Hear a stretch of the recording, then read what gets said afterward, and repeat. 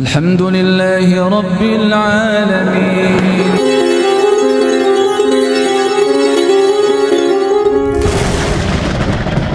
Semua perilaku Nabi itu bisa kita tiru. Kita oleh Allah diberi software maupun hardware, perangkat jiwa maupun raga, emosi, keimanan, spiritual yang sesungguhnya bisa meniru apapun yang Nabi SAW itu contohkan.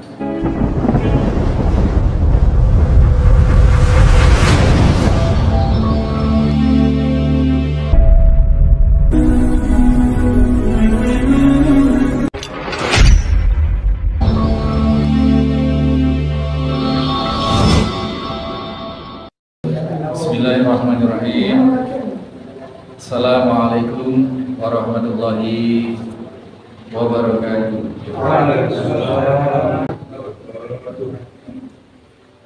Innal hamdalillah nahmaduhu wa nasta'inuhu wa nastaghfiruh wa na'udzu billahi min shururi anfusina wa min sayyiati a'malina. May yahdihillahu fala mudilla lahu wa may yudlil fala hadiya lahu. Asyhadu an la ilaha illallah wahdahu la syarika lahu. Asyhadu anna Muhammadan abduhu wa rasuluhu la nabiyya ba'da. Allahumma shalli wa sallim wa barik ala Muhammadin wa ala alihi wa sahbihi wa mawala.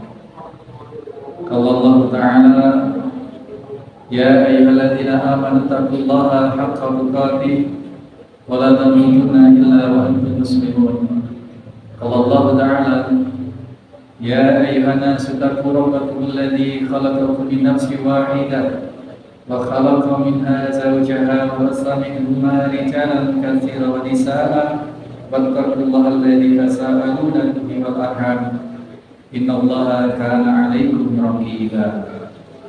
Ya ayyuhalladzina amanu taqullaha wa qulu qawlan sadida yuslih lakum a'malakum wa yaghfir lakum dhunubakum wa may yuti'illaha wa rasulahu faqad faza fawzan 'azima. Innal asdaqal hadis kitabullah ta'ala wa khairul hadi hadi Muhammad sallallahu alaihi wasallam wa sharrul umur muhdatsatuha. Hadirin hadirat jamaah Masjid Al-Muslimun Curah Cikupa Panji Situbondo rahimani wa rahimakumullah. Kita senantiasa panjatkan puji syukur kepada Allah Subhanahu wa taala yang telah memelihara kita di dalam jalan thalabul ilm, diberi kesanggupan untuk hadir menempuh jalan menuntut ilmu, mendapat informasi, mendengarkan, ada fase mencerna, memahami, sehingga kita punya panduan yang tepat di dalam mengamalkan suatu ilmu. Karena al-ilmu qabla al-amal wal aqwal. Di ilmu itu dibutuhkan sekali sebelum seseorang itu berbicara dan berperilaku, sehingga apabila berdasarkan ilmu maka qauliyahnya, kata-katanya maupun amaliyahnya ini terbimbing oleh batasan-batasan sebagaimana yang diterangkan di dalam al-ilmu, di dalam ilmu. Mudah-mudahan dari yang Rasulullah SAW bimbingkan kepada kita selama ini dari Al-Quran dan As-Sunnah dan syariat Islam yang kafah ini, yang sudah kamil dan sempurna ini, kita memperoleh keberkahan dan diberi taufik oleh Allah untuk mampu senantiasa mengikuti atau berada di jalan rel yang telah digariskan dalam agama Islam ini. Sehingga kita patut bersyukur kepada Allah dan berterima kasih kepada Nabi kita Sallallahu Alaihi Wasallam atas bimbingan ini semua, sehingga kita memperoleh jalan terang untuk kelak kembali kepada Allah secara husnul khatimah dan mendapat tempat yang layak dalam keadaan ridho dan diridhoi. Mudah-mudahan amin Allahumma amin. Hadirin hadirat, kita memasuki hadis yang ke-37 setelah kita kemarin membahas bagaimana Abdullah bin Mas'ud atau Ibnu Mas'ud bercerita tentang pernah masih terngiang sabda-sabda Nabi Sallallahu Alaihi Wasallam ketika Nabi berbicara itu masih terngiang jelas. Kalau mau kita jabarkan itu mimik lisan beliau, wajah beliau itu masih terngiang jelas. Kata Ibnu Mas'ud bahwasanya menyatakan Nabi pernah menceritakan suatu saat ada seorang nabi dari kalangan nabi-nabi yang sedemikian menyampaikan dakwah kemudian ditolak, bahkan dianiaya sehingga berdarah, sehingga beliau nabi yang dimaksud oleh beliau ini yang menceritakan ini mengusap wajahnya dari darah yang mengucur karena dianiaya oleh kaum yang didakwahi itu, yang disampaikan kebenaran itu, dengan tidak mengutuk, tidak marah atau tidak menggerutu atau tidak melaknat mereka, melainkan justru mendoakan Allahumma ighfir li qaumi fa hum la ya'lamun. Ya Rabb, berilah ampunan kepada kaumku ini karena sesungguhnya mereka belum atau tidak mengetahui akan kebenaran atau kebaikan yang kami sampaikan darimu.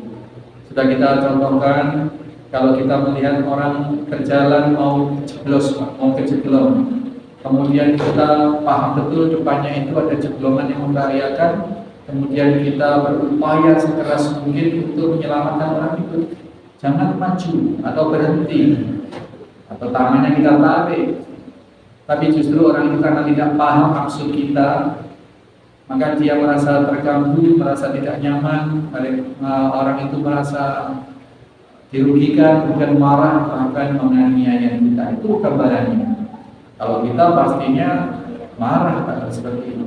Normalnya sifat kita pada umumnya marah, bahkan nyesel main dari kita kasih tahu, kita selamatkan. Dia sudah kejerompong atau kejeblang atau jatuh, munyar-munyar silahkan. Tapi akhlak yang sikap yang diajarkan oleh Nabi kita, sebagaimana akhlak kenabian itu mengajarkan kepada kita bahwasanya seberapapun Nabi itu memiliki kemampuan untuk menahan diri dari sesuatu yang negatif, sehingga yang timbul dalam diri beliau hanyalah yang positif-positif dalam kondisi apapun. Dan ternyata Nabi yang dimaksud dalam cerita itu adalah Nabi Shallallahu Alaihi Wasallam sendiri. Dalam beberapa kesempatan bahkan beliau sampai berdarah-darah, sampai gigi beliau patah dan lain sebagainya. Ini diceritakan dan Ibnu Mas'ud kemudian menceritakan kepada kita semua dengan narasi kalimat bahwasanya ka'anna anzuru ila Rasulullah sallallahu alaihi wasallam. Seperti aku masih melihat Rasul itu menceritakan itu. Betapa dekatnya Ibnu Mas'ud dengan baginda Nabi sallallahu alaihi wasallam, sehingga informasi ini betul-betul info A1. Nah, satu hal yang ingin kita garis bawahi dalam cerita itu adalah bahwasanya ada netizen atau orang yang bertanya, beliau kan Nabi. Nah, kita mana bisa niru Nabi? Seperti yang kita ceritakan, kalau ada orang mau jomprong, kita mau kejeblong, kita ingatkan dia marah, malah melawan kita, ya kita nggak bisa seperti Nabi, nggak bisa. Tapi sesungguhnya Allah SWT telah memberikan peluang untuk bisa. Karena Nabi, kenapa Nabi itu diutus dalam bentuk manusia, dan beliau adalah al-bashar, adalah manusia juga. Dengan harapan apa? Itu menunjukkan bahwa semua perilaku Nabi itu bisa kita tiru. Kita oleh Allah diberi software maupun hardware, perangkat jiwa maupun raga, emosi, keimanan, spiritual yang sesungguhnya bisa meniru apapun yang Nabi SAW itu contohkan. Karena tidak mungkin Allah Subhanahu Wa Taala mencontohkan untuk kita tiru dari sesuatu yang tidak bisa kita tiru. naif sekali kalau Allah seperti itu. Maka orang yang menyatakan beliau kan nabi, tidak mungkin kita bisa. Kalau mengatakan tidak mungkin berarti menafikan atau menolak kebenaran Allah Subhanahu wa taala, maksud Allah Subhanahu wa taala atau kekuasaan Allah Subhanahu wa taala, bahwasanya kita seluruh umat manusia, seluruh sekalian alam ini diberikan tauladan, suri tauladan berupa Nabi Muhammad SAW untuk ditiru, untuk dicontoh. Dan dia merupakan contoh yang paripurna. Kalau kita kagum dengan seseorang karena sopan santunnya, yang paling sopan santun adalah Nabi SAW. Jadi ini garansi dari Allah, sehingga Allah memfirmankan, menyuruh kita berucap di dalam surah Al-Fatihah itu, ihdinas siratal mustaqim siratal ladzina an'amta 'alaihim. Ya Rabb, tunjukilah kami jalan yang lurus, yakni jalan kenabian. Jalan kenabian itu adalah an'amta 'alaihim, yakni jalan yang telah diberikan kepada orang-orang yang telah Allah berikan nikmat. Nah, kondisi paripurna seorang yang diberi nikmat itu adalah para nabi dan rasul. Maka ketika Allah menurunkan Rasulullah Muhammad SAW, bahkan sejak Nabi Adam, Nabi Nuh, sampai Nabi Isa dan Nabi Muhammad SAW itu mereka orang-orang yang berada dalam jalan kenikmatan. Kenikmatan terbesar yaitu kenikmatan iman dan kenikmatan Islam. Maka ketika kita sholat, ihdinas siratal mustaqim siratal ladzina an'amta 'alaihim, yakni jalan yang telah Kau berikan nikmat kepada orang-orang mereka, jalan kenabian, jalan yang lurus iman Islam ini. Ghairil maghdubi 'alaihim waladdallin, bukan jalan orang-orang yang telah durhaka dan telah orang-orang yang telah engkau laknat. Jadi maksudnya adalah jalan kekufuran yang direpresentasikan atau yang diwujudkan dalam bentuk jalannya kesesatannya orang-orang Yahudi, orang Nasrani, dan kedurhakaan orang-orang Yahudi.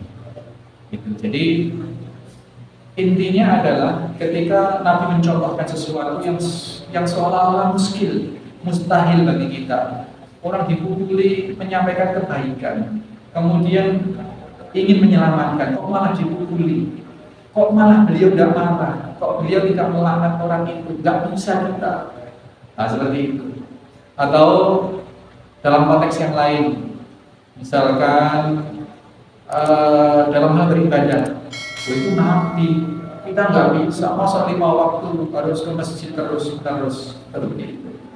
Masa subuh harus begini, harus begitu?